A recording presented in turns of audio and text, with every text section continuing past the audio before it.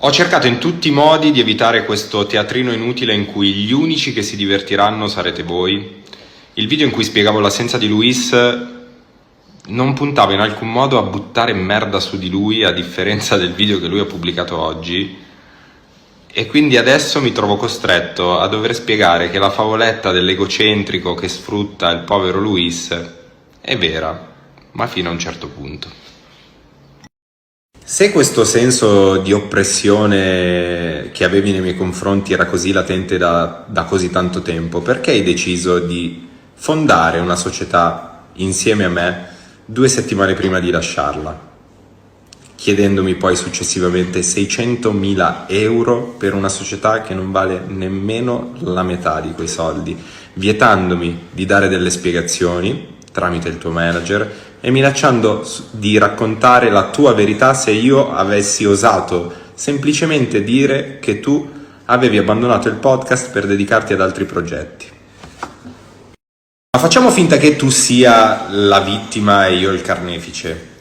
Però Luis, siamo delle persone adulte. Quando si ha una società non si può andare via rompendo il giochino e sbattendo la porta perché, oh mio Dio, mi sono stufato. Tu, da quando hai deciso di abbandonare il podcast, hai smesso di pagare gli stipendi di persone che non sono multimilionarie come me e come te.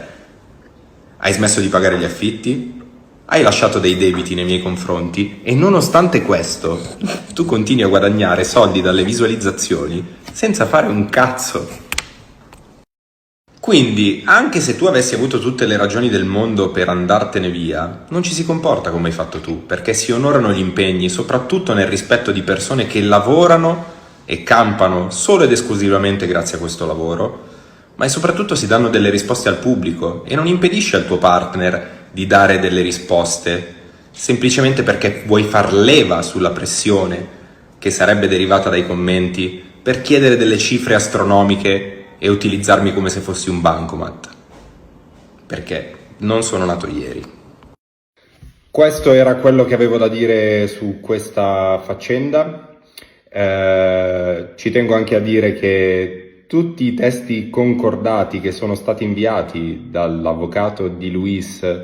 scritti credo da Luis, io non li ho mai accettati, proprio perché ci tenevo che ognuno potesse dire la sua e soprattutto credo sia pacifico il fatto che nessuno abbia limitato la tua libertà di espressione, visto che il video è online, nessuno ti ha tolto le password, hai potuto dire quello che volevi e così come tu rivendichi che il podcast sia ancora tuo, hai il diritto di usufruire di questo canale, ma avresti anche dei doveri che purtroppo non stai rispettando. Per quanto riguarda gli aspetti caratteriali di cui ha parlato Luis, è assolutamente vero, credo sia davanti agli occhi di tutti e di non averne mai fatto un segreto di come sono e dei miei difetti e di non averli mai nascosti e di non avere mai ammesso come sono fatto e anche se non l'avessi ammesso credo sia davanti agli occhi di tutti. Però